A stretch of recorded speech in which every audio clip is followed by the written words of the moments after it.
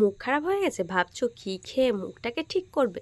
তো গাইস, আজকে এই দুটো রেসিপি শুধুমাত্র তোমাদের জন্য, যারা ট্রেনে উঠে এই ছোলা সিদ্ধ খেতে ভীষণ পরিমাণের ভালোবাসো বা ছোলা মাখা খেতে ভালোবাসো। তো এই রেসিপিটা একেবারে কেউ স্কিপ করবে না প্লিজ গাইস। তোমাদের জন্য এই রেসিপিটা ধামাকাদার হতে চলেছে। তো প্রথমেই সারা রাত ছোলাটাকে ভিজিয়ে রাখো, যদি বাড়িতে কাঁচা ছোলা থাকে। তারপর সেটাকে একটু নুন দিয়ে সিদ্ধ করতে বসিয়ে দাও। যতক্ষণে সিদ্ধ হয় ততক্ষণ যে চটপাটা করার জন্য আমাদের কিছু ইনগ্রিডিয়েন্টস মানে সবজি লাগবে সেটাকে নিয়ে নাও। তো প্রথমেই কী নেবে বলো তো? প্রথমে টমেটো নেবে, আর সরু সরু করে যতটা টুকরো করতে পারো সেইভাবে তোমরা টমেটোগুলোকে ছোট ছোট করে কেটে নেবে, ঠিক আমি যেভাবে দেখাচ্ছি ঠিক সেইভাবে। এরপর এই জিনিসটা যাতে একেবারে খেতে তোমার ট্রেনের মতো হয়, তার জন্য কয়েকটা জিনিস আমি এখানে বেশি অ্যাড করব। যেমন হচ্ছে গিয়ে ওখানে তোমার দেয় আলু সেদ্ধ, একটু মশলা, আজকে আমি দেব অনেক কিছু। তো কী কী দেবো সেটা দেখতে হলে ভিডিওটা পুরোটা দেখতে হবে, স্কিপ করলে চলবে না।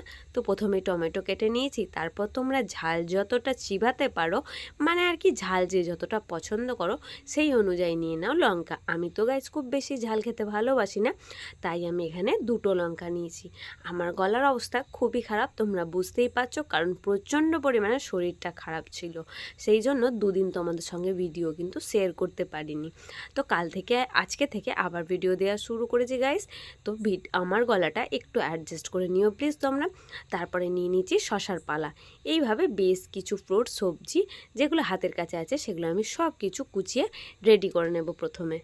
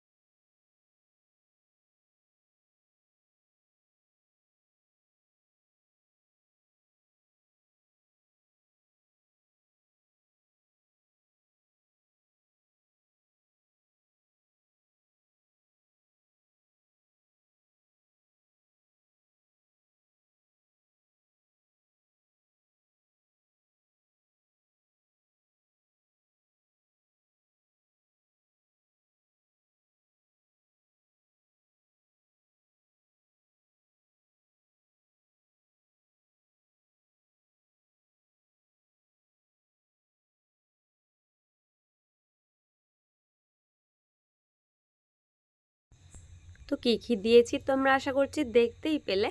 তারপর ভাতের হাঁড়িটা গিয়ে খুলে দেখো যে মা দুপুরবেলায় আলু সেদ্ধ করতে দিয়েছিল কি না। যদি আলু সেদ্ধ করতে দেয় তাহলে আমার মতো খোসা ছাড়িয়ে টুকরো টুকরো করে কেটে নাও।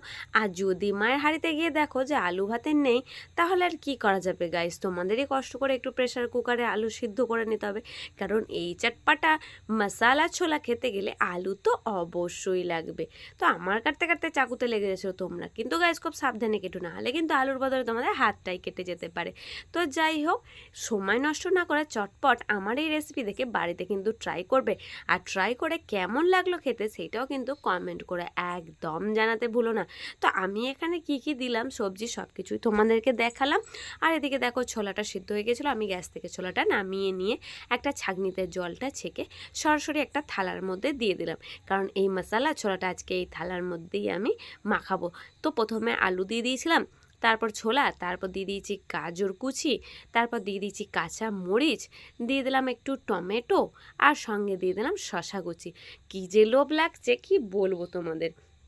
আমি যখন বানাচ্ছিলাম খালি হাতে করে সবাই তুলে নিচ্ছে, ওপর থেকে এক টুকরো লেবু যদি থাকে তাহলে তো আর কথাই হবে না।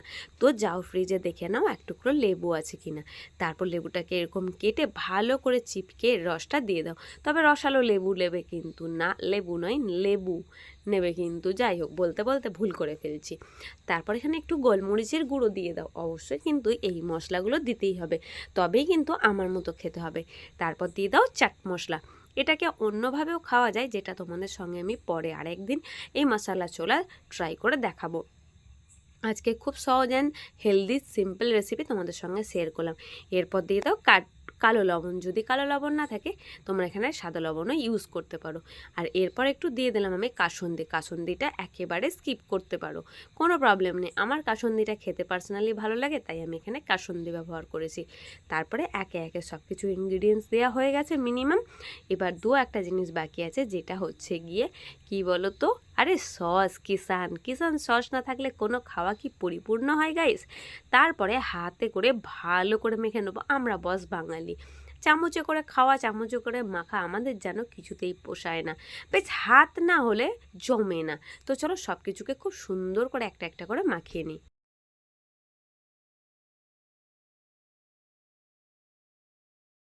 তবে গাইস তোমরা হয়তো খেয়াল করো না, আমি এখানে কিন্তু পেঁয়াজ কুচিটা দিইনি, বিকজ আমার মায়ের ওই দিন নিরামিষ ছিল, তাই মাকে সব কিছু মাখিয়ে তুলে রাখার পরে আমি এখানে পেঁয়াজ অ্যাড করেছিলাম, যেটা আমি আর আমার বাবা খাবো। তো হয়ে গেল চটপটা খুব সহজে মশালাদার ছোলা।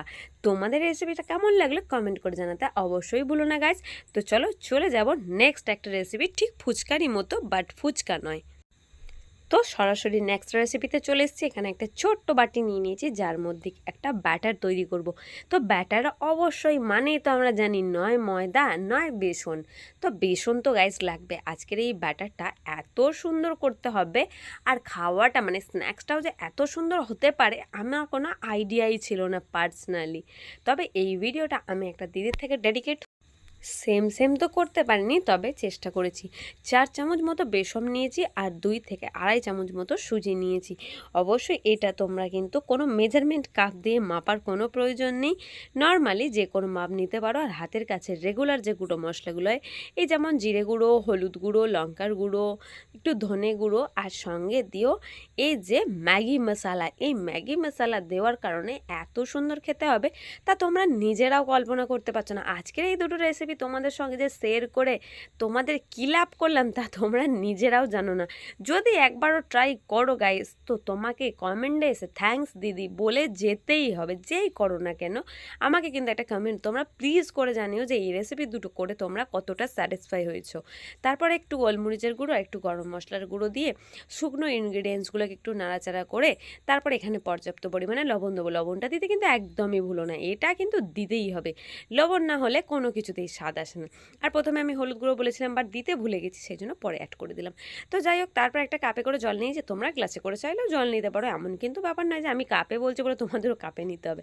যাই হোক, একটা নর্মাল ব্যাটার তৈরি করে নাও, ঠিক যে লেন্থটা মানে যে থিকনেসটা আমি দেখাচ্ছি ঠিক সেরকম। তো আশা করছি থিকনেসটা দেখে তোমরা বুঝতেই পেরেছো কীরকম থিকনেসের করেছি। এরপর লাগবে কাঠি, মানে টুথপিক।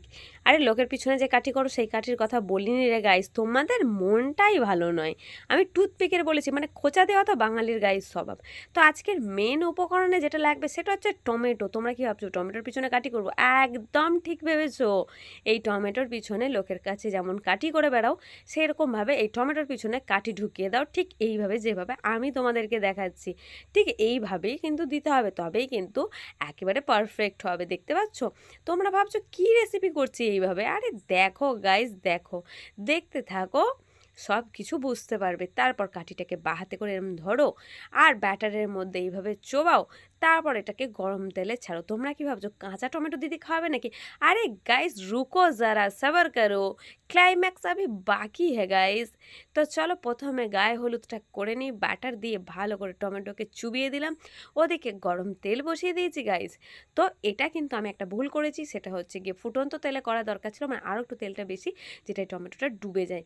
তো আমি সেটা না করে বেশি পাকামো মেরে তেলটাকে অল্প দিয়েছিলাম। তারপর দেখছি ব্যাটারগুলো নিচের দিকে গড়িয়েই যাচ্ছে, তার মানে ব্যাটারটা আমার মনে হয় একটুখানি নরম হয়ে গেছিলো, আর একটু শক্ত করার দরকার ছিল। যাই হোক, তোমরা বুঝে বুঝে করবে। তারপর যখন তেলটাকে এইভাবে তুলবে দেখবে টমেটোর ছাল চামড়া উঠে যাচ্ছে। কিন্তু ভুল করো তোমরা টমেটোর গায়ে এরকম করে দিতে যেও না, তাহলে কিন্তু আমার মতোই অবস্থা হয়ে যাবে। যেটাই হোক, ওই যে প্রথমে বললাম পুরোপুরি স্যাটিসফাই হইনি, তাই জন্য এবার এটাকে একটা চিমটির মাধ্যমে তুলে নেবো। ভুল করেও হাত দিও না গাইস, তাহলে কিন্তু হাতটা পুড়ে গেলে দায় কর্তৃপক্ষের নয়, আমি কিন্তু জানি না। তারপর টমেটোগুলোকে এইভাবে বের করে নাও, আদা আদা জায়গা করে দাও, দেখতে পাচ্ছ ঠিক পুরো ফুচকার মতো লাগছে না দেখতে? আরে বাবা ফুচকা নয় রে এটা, উফ দেখোই না, এত অধৈর্য কেন তোমরা কে জানে। যাই হোক টমেটোটা দেখানোর ভিডিওটা স্কিপ করে গেছে, আমি ক্যামেরা শ্যুট করতে পারিনি। ঠিক আছে কই বাদ নেই, তোমরা একটুখানি টমেটোগুলো বের করে নেবে চাকু দিয়ে মধ্যখান থেকে কেটে, আর যদি না হয় আমার মতো পরিস্থিতি হয় তাহলে তো নিজে নিজেই কেটে বেরিয়ে যাবে দেখবে। তারপর একটুখানি আগে থাকতে স্যালাড কেটে রেখো। কী কী কাটবে বলো তো? এই যেমন শসা, টমেটো, গাজর, কাঁচা লঙ্কা, তারপর চাইলে একটু ক্যাপসিকাম দিতে পারো, চাইলে যে কোনো কিছু তোমাদের প্রিয় যে জিনিসগুলো খেতে ভালো লাগবে ঠিক পাপড়ি চাটার মতো সাজিয়ে নেবো। একটু পেঁয়াজ কুচি দিলে, তবে আদা রসুন দিয়ে দিও না ভুল করে, আবার যেন আদা রসুনটা একদমই খাওয়া যাবে না কাঁচা। তো দেখতেই পাচ্ছ একটু আলু সিদ্ধ আর একটু পেঁয়াজ কুচি, একটু টমেটো কুচি আর একটু শসা কুচি, আমি এগুলোই দিয়েছি গাইস। তো তোমাদের হাতের কাছে যদি এর মধ্যে কিছু না থেকে থাকে সেটা বাদ দিতে পারো, একান্তই তোমাদের ব্যক্তিগত ব্যাপার। তারপর এটাকে সুন্দর করে একটা একটা করে ধরে ধরে সাজিয়ে নেব।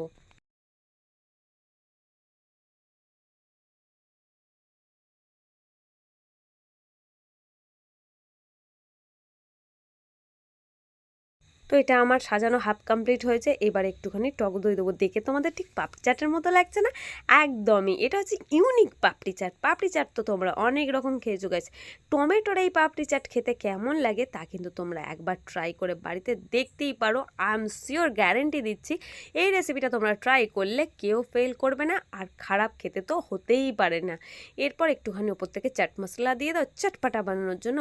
আর যদি চানাচুর, সেও ভাজা বা যে কোনো কিছু ভুজিয়া যে কোনো কিছু থাকলে এইভাবে ওপর থেকে ছড়িয়ে দাও, আর মেহমানদের সামনে সার্ভ করো, কিংবা বাচ্চাদের সঙ্গে, কিংবা তোমরা দুজনা বাড়িতে কাপলস আছো, ঝটপট বানিয়ে হাজব্যান্ডকে সার্ভ করো, ওপর থেকে একটু দিয়ে দাও লেবু কিংবা তেঁতুলের একটু পাল্প।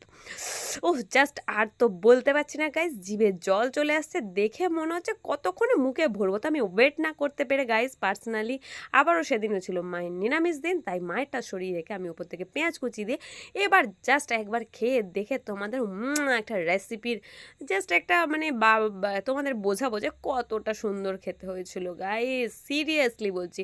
তো টাটা গাইস, আজকে ভিডিওটা এখানেই শেষ করলাম। তোমাদের কেমন লাগলো এই দুটো রান্নার রেসিপি কমেন্ট করে জানাতে ভুলো না। ভালো থেকো, সুস্থ থেকো, বাই বাই।